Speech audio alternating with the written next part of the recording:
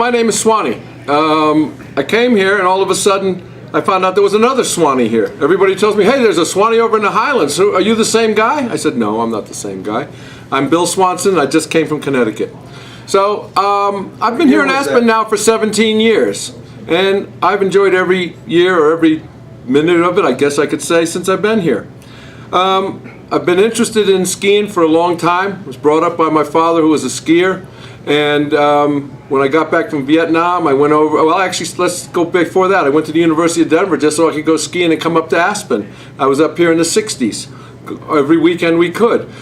When we started University of Denver, we drove into Vail once and there was 3 buildings there. So I said, this is not much fun. And there's all these hippies living up there in Aspen and stuff. So I think I better get up there and see what that's all about. So we came up all the time.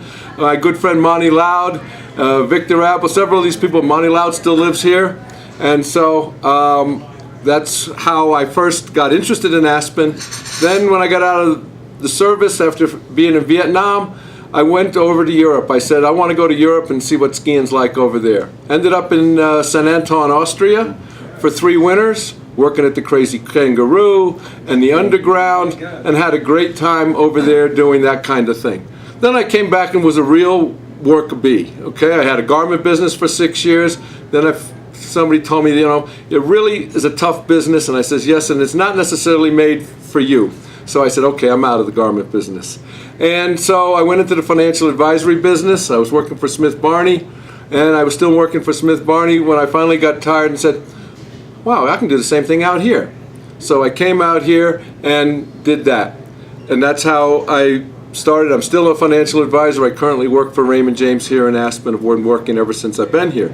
But one of the great things about being here is I wanted to come here so I could get out of a town like Westport, Connecticut, which is a wonderful suburban town, mostly married, and I come out here, you meet a lot of people. And so and one of the ways you meet these people is through all the parties and so forth that they have here. And it's great camaraderie here. And I said, I want to kind of be like a local. And hopefully I have done that. I've done a pretty good job of meeting an awful lot of people. Everywhere I go, there's people that I greet. And after a couple years, I even said, you know, wait a minute. There's no party here for all these people before the Food and Wine. So I started a party back before the Food and Wine called the Food and Wine Kickoff. It's currently being held at the Bumps restaurant every year on the Thursday before. We have a waiting line for 250 people to get in. And, you know, so now I got over 250 people friends that way too. So, you know, I'm doing okay here in town. And so I ski every weekend. I work during the days. And maybe you'd like to hear a story which is kind of like something that really cracked people up in this town. A little while ago, well, about 10 years ago, the city had moved a house into the airport. It was all along Owl Creek Road. It was sitting on steel, and they didn't know what to do with it. They thought they could put it into their great employee housing thing here, which happens to be 2,500 people, but it never got that way. They put it up for auction. I had a friend of mine, I was playing golf in Vail that weekend. I had a friend of mine, Danny Finn, go over and bid on it, and he bought it for me for $10,000. Well, the city wanted it gone in a week. I said, you don't move a house that fast.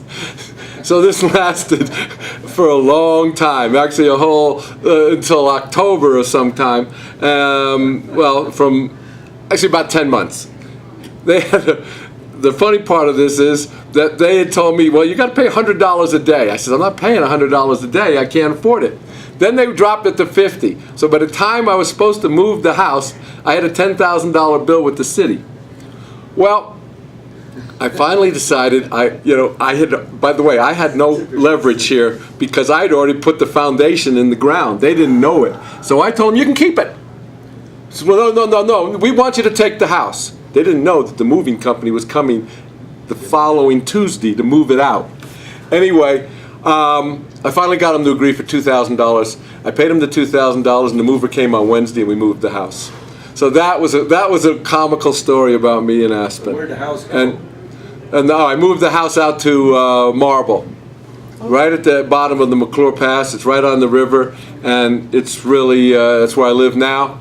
and it cost me $400,000 to finally get it done. But I have a very nice house to live in, okay? Yes, you know, do. one of the biggest problems in this town is probably the real estate, okay? Living here isn't that expensive, except for the real estate. But anyway, the skiing is great. You know, I've met a lot of great friends here, and you know, I'm lucky I get to ski with several wonderful women every day, because see, some people my age have kind of stopped skiing. They've gone to Indian Wells and those kind of places, and they, you know, all the men. So I got these great women that I ski with: Paula Loud, Christy Lee Pope, Karen Wood, and they're great people. Yeah. So anyway, I guess that's my story. Unless you want more.